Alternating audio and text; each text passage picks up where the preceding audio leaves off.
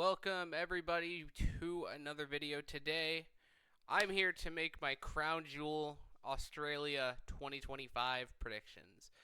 As you can see, October 11th. I think something else is going on that day.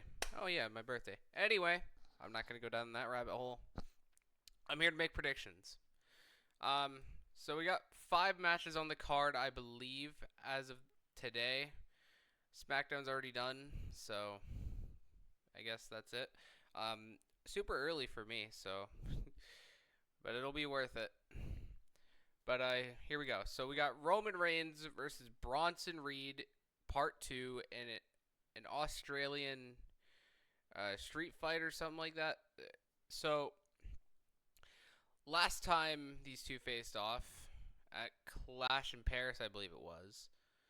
I picked Bronson Reed to win, but Roman Reigns beat him. Because I thought Bronson needed the win more. Because, Roman's in and out. And, I feel like Bronson could have benefited. You know what? I feel like this time Bronson Reed gets the win. If it was a one-on-one normal match, I'd say probably Roman Reigns. But seeing as we have a street fight stipulation, I think maybe Braun Breaker gets involved.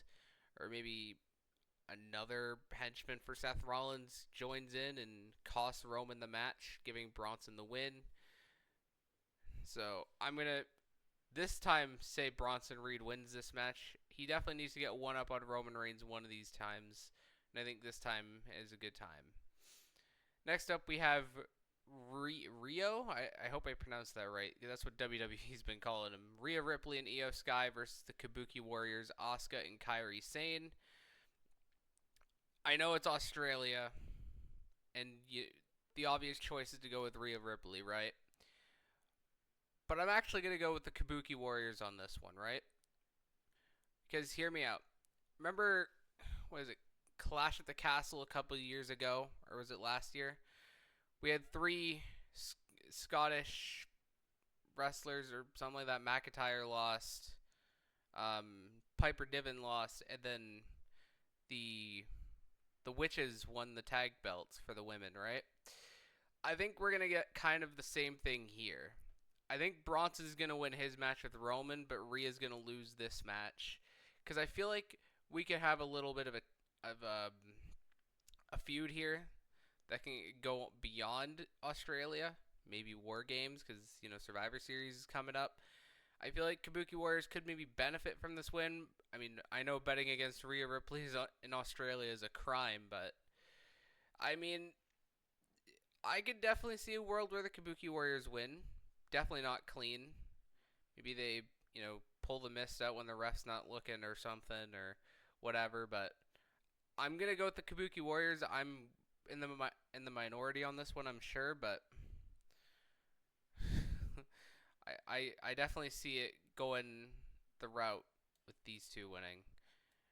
Although I wouldn't be betting against Rhea Ripley. I'm sure she might win too, but I'm still going with Kabuki Warriors. All right, the first of our 2 champion versus champion matches. Yay. I mean, I'm sure this will be good. So we got Women's World Champion Stephanie Vaquer versus WWE Women's Champion Tiffany Stratton. Honestly, either of these two could win, but I feel like Stephanie's got to be the obvious choice here, right? I mean, she just won the Women's World Championship. You got to establish her credibility as a champion. I mean, Tiffany's been undefeated the entire year. She's been the champion for basically the entire year. I'm sure one loss, especially to Stephanie, wouldn't hurt Tiffany at this point. But it'll probably be a good match. I'm going to go with Stephanie Vaquer winning this possibly good match right here. All right, final time. John Cena, AJ Styles. This is going to be good. Honestly, kind of like the Rhea Kabuki Warriors match, and actually, really for most matches on the card, maybe aside from Bronson Roman, I could see this going either way, to be honest. I could see a world where AJ Styles wins. Maybe he carries that into one more championship run before he retires next year. Or maybe AJ puts Cena over for that 100th PLE victory that Cena's basically Well, he's gonna get it one way or the other, I'm sure. But man, I could see this going either way, to be honest. I'm gonna say I'm gonna go with Cena on this one. I again 50-50, but I'm leaning more towards Cena because that 100th PLE win. It would tie Styles in the series that they have in one-on-one matches. I feel like it makes more sense that way, but I wouldn't be mad at all if AJ went over Cena either. I just think, looking at their one-on-one series of matches, I think Cena would need this to tie it more than AJ does, but wouldn't be mad either. And then the final match we have here, our other champion versus champion contest: Cody Rhodes, the WWE champion, versus Seth Rollins, the World Heavyweight Champion. I will say, before I go into my prediction, I think it's pretty obvious because I think most people are picking this guy.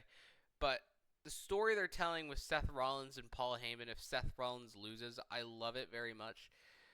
The the the kickoff show was very interesting, building some tension there. Maybe Rollins feeling some pressure, feeling like he can't beat Cody Rhodes. I like the story they're telling there that, Seth doesn't feel confident that he can beat Cody Rhodes because he's lost to him this many times. And like the vision would turn against him. Paul Heyman would wonder why he chose Seth. I love the story they're telling here. But I think it's pretty obvious Seth Rollins has to win, right? He's lost to Cody Rhodes 3 times. He needs to get one over on Cody Rhodes and like establish that he's the top heel in the company. I don't know. If Cody wins, where does Seth go from there? Like he would lose to him for a 4th time. I feel like there's a lot more you can tell with Seth Rollins beating Cody Rhodes and Cody beating Seth in this case. So I'm going to go with Seth Rollins winning this match. But what are your predictions, everybody? Let me know down in the comments below. And until next time, have a good one, everybody.